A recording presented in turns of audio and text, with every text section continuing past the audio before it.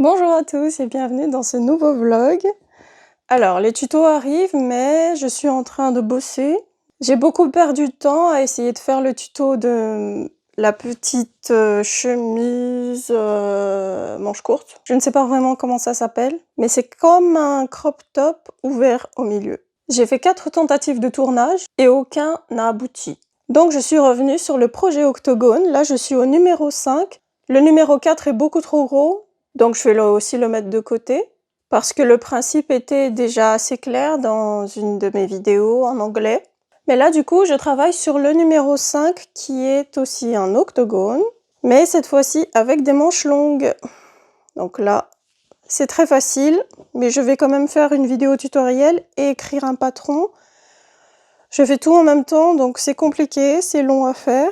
J'ai utilisé un filon coton mercerisé gazé peigné que j'ai acheté chez Cadorama, 100% coton, il y a même le prix. Je crois qu'il y a eu une promotion sur le prix. Et j'aime bien parce que j'ai l'impression que ça bouloche pas trop. Ça fait très automne la couleur par contre. Mais j'aime les couleurs épicées. Et je voulais aussi vous parler d'une chose qui m'est arrivée sur TikTok. J'ai été contactée par une personne qui voulait faire une commande de cardigan. Alors la personne m'a juste renvoyé une photo que j'avais publiée sur TikTok.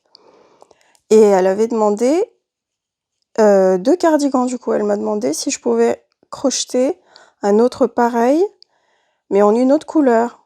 J'ai demandé quelle couleur, elle m'a dit marron et blanc. J'ai dit ok. En quelle matière? Elle a dit peu importe. J'ai commencé à acheter le matériel et tout. Et la personne en anglais m'a dit qu'elle habitait aux États-Unis et que combien ça coûterait de l'envoyer et tout. Et déjà, ça m'a surpris. Je me suis dit, pourquoi tu commandes à une personne qui est en France, alors qu'il y a plein de crocheteurs aux États-Unis à qui tu pourrais demander une commande personnalisée déjà. Mais je me dis, si ça se trouve, elle aime bien ce que je fais. J'ai fait une bourde. Si ça se trouve, elle aime bien ce que je fais et voilà. Donc, je commence à acheter les trucs. J'ai pas encore commencé à crocheter, je procrastinais. La personne a demandé combien ça coûterait. J'ai dit c'est assez cher d'envoyer là-bas. J'ai regardé sur internet et pour 1 kilo, il faut 30 € à peu près. Elle a dit et du coup, c'est que après cet échange-là qu'elle m'avait demandé un deuxième. Et du coup, j'ai dit par contre, s'il y a un deuxième, le frais de port va tourner autour des 50 € et tout. Et pour les 2 cardigans, ça fait 120 € plus 50, ça fait assez cher. C'était 162 €. Et elle a dit non, pas de souci, je peux régler, j'ai les moyens, blablabla. J'ai dit ok. La personne a demandé mon PayPal. J'ai dit par contre, je vous donne mon PayPal, mais ne réglez pas tout de suite, le temps que je crochette, comme ça vous voyez si ça vous plaît bien avant d'acheter quelque chose et que finalement ça lui plaise pas. La personne a dit non, je voudrais que ce soit réglé assez vite, comme ça je suis sûre d'avoir ma commande, blablabla. Je lui ai dit ok, pas de souci. Après, ces échanges étaient sur plusieurs jours. La personne a dit du coup j'ai envoyé le PayPal, dites-moi quand vous l'avez et tout. J'attendais, j'ai pas de notification. Parce que mon PayPal, au fait, il m'envoie directement une notification sur l'appli quand quelque chose arrive. Et je reçois un mail en plus. J'ai dit non, j'ai rien. Et elle a dit regardez, peut-être. Moi, ça m'a dit que c'est bon. Il y a peut-être un petit délai, mais PayPal envoie toujours un message quand vous recevez de l'argent. J'ai regardé. Et en effet, j'avais un message, un mail. Déjà, j'avais beaucoup tilté sur la tournure de phrase que la personne avait utilisée pour dire checkez vos mails. Je me suis dit pour un Américain, c'est un peu bizarre de le dire comme ça. Et j'ai vérifié et au fait, en effet, la tournure de phrase n'était pas correcte du tout. Et j'étais là genre J'ai regardé le mail. J'ai regardé qui m'a envoyé le mail. Logo PayPal et tout. Mais c'était genre @gmail.com. J'étais là genre, mais ouais, c'est un scam et tout. Oh my god. J'ai rigolé un peu intérieurement. Bien sûr, tout de suite après, j'ai signalé sur TikTok, j'ai signalé à PayPal. Et la personne a dit: «Vous avez pas eu de mail?» Et j'ai dit: «Non, j'ai rien eu, il y a pas eu de notification». Et là, silence radio, la personne a disparu. Je l'ai pas encore bloqué, je vais sûrement le faire, mais j'ai envie de voir si la personne derrière ce faux profil, bien sûr, va encore trouver une autre excuse pour dire, je sais pas quoi. Mais en plus, ce qui était écrit dans le mail, c'était n'importe quoi. C'était genre, vous avez reçu un paiement de 162 €, mais il faut que vous demandiez à la personne de régler 150 € en plus pour débloquer je sais pas quoi. J'étais là genre, mais d'où, dans quel monde PayPal me demanderait quelque chose comme ça? Mais c'est vraiment très mal foutu déjà de 1 et c'est abusé. Ils sont partout au fait, les arnaqueurs, ils sont vraiment partout. D'où tu te dis: «Je vais m'abonner à plein de comptes de crochet et je vais leur demander». Je sais pas, c'est même les crocheteuses ne sont pas à l'abri. Personne n'est à l'abri au fait. C'est vraiment des sales races. Mais du coup, grâce à ou à cause de cette histoire, j'ai quand même les fils blancs et marrons et j'ai commencé un autre projet. Enfin, j'ai transformé son projet en un autre projet, octogone. Et cette fois-ci, c'est aussi des manches longues, mais crochetées différemment que la version que je suis en train de faire là. D'ailleurs, celui-là, je vais l'assembler. Et je ne sais pas comment je vais faire le col, si je vais faire une bordure particulière ou si je vais juste assembler et laisser comme d'hab. Et laisser libre cours à ceux qui vont suivre le patron pour rajouter leur feature. Comment on dit feature en français? Parce que comme je fais aussi des vlogs en anglais maintenant, et des tutos en anglais, beaucoup, parce que je sais pas si vous connaissez Passionate Kelsey. Vous avez sûrement vu passer l'info. D'ailleurs, c'est pour ça que ça m'a pris du temps de refaire des choses, parce que il y a eu beaucoup d'événements qui sont passés en 2 semaines. Non, en 1 semaine, en 1 jour. C'était très rapide. Il y a 2 semaines à peu près, c'était un lundi, Kelsey a sorti une vidéo où elle avait suivi mon patron. Elle a tout partagé et tout, mon profil Instagram. Ça a fait boum dans mes statistiques.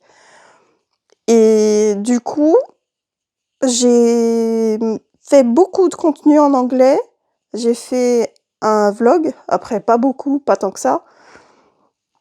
Mais j'ai fait un vlog et après, ça m'a fait un coup de pression de ouf.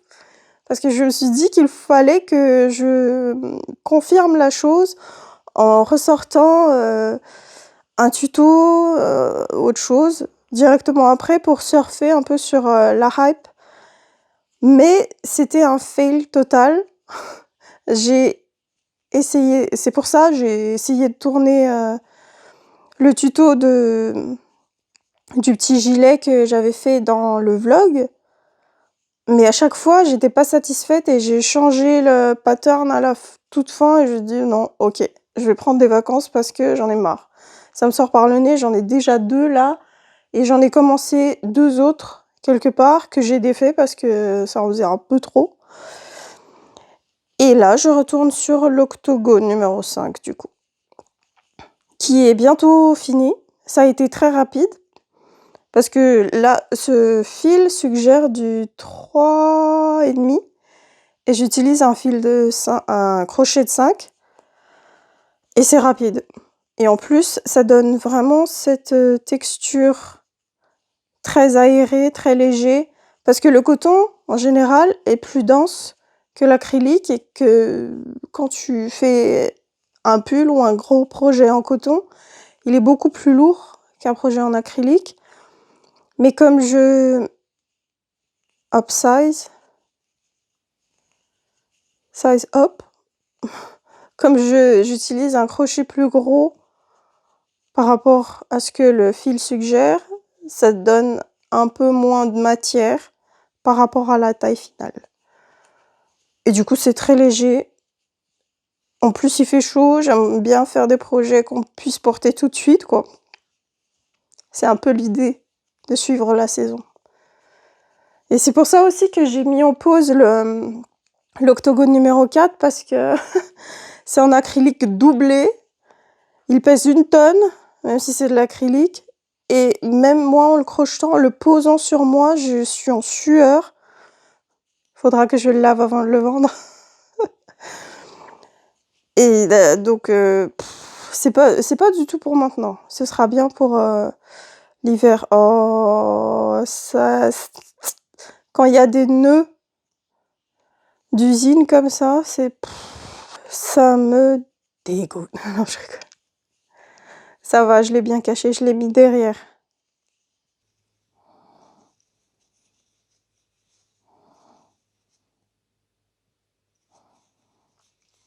Oui, j'utilise une technique différente de d'habitude pour assembler les manches, pour garder l'effet vraiment aéré. Ouais, ça a l'air correct. Parce qu'au fait, la technique que j'utilise d'habitude le rend assez compact.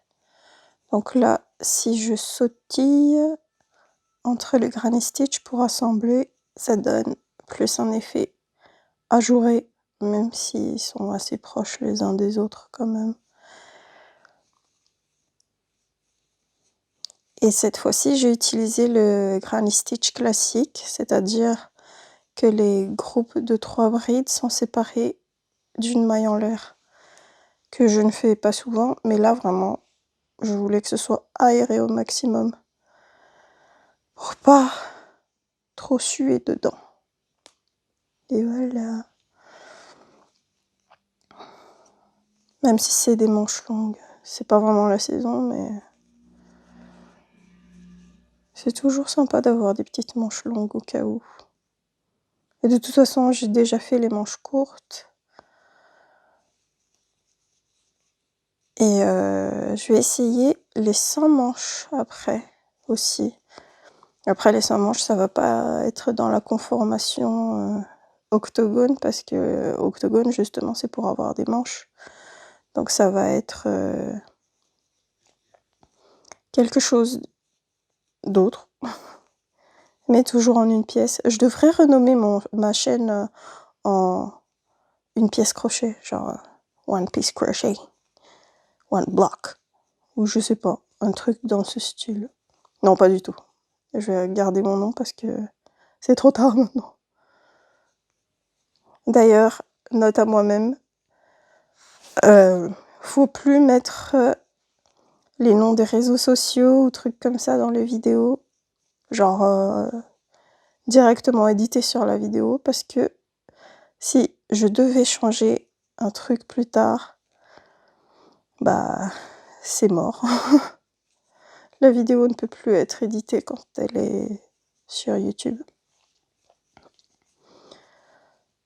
Donc voilà, je mets tout dans la description, comme ça, au moins, si jamais je devais changer quelque chose, c'est bon. Après, j'ai pas encore tout exploité des fonctionnalités YouTube. Je les connais même tous pas, je connais pas tout encore. Voilà. Donc dès que je finis ce projet, je m'attaque au tutoriel. Et toujours en version miniature parce que je vais pas le refaire pour en avoir 2. Et vu que ça s'écoule pas trop sur Vinted, bah on va éviter de remplir la maison d'objets que je ne vais pas forcément mettre. Même si c'est très beau. Je vais peut-être l'offrir à une de mes collègues, si ça se trouve. Je sais qu'elle adore ces couleurs-là.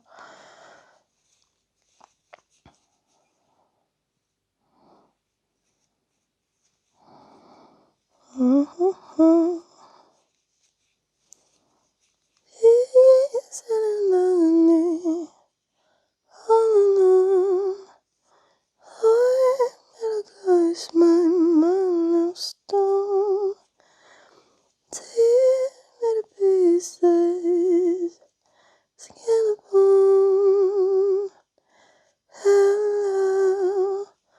welcome home. C'est dur de pas chanter quand je suis dans le silence comme ça. J'ai toujours envie de meubler le vide. Voilà, on a presque fini la première manche.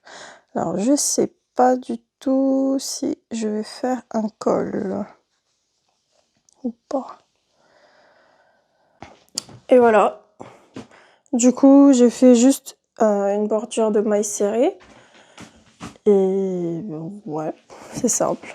Finalement, je préfère quand ça reste simple. J'adore le look à l'arrière, la géométrie, nickel chrome, j'adore. Et j'aurais voulu que les manches soient plus longues, mais comme c'est encore un essai, en fait, je voulais voir comment aller grandir la manche avec la base que j'ai utilisée. Et là, du coup, je peux quand même donner les instructions si on veut des manches plus longues. Après, comme il fait chaud, ça va. C'est bien pour le printemps-été. Comme il y a plein de trous, de toute façon, c'était pas la base d'avoir chaud avec. Et ouais, les faire plus longs, c'est possible. Et mettre des bord-côtes aussi. Et voilà. Maintenant, il est temps d'écrire le patron. Merci d'avoir regardé cette vidéo et à très bientôt.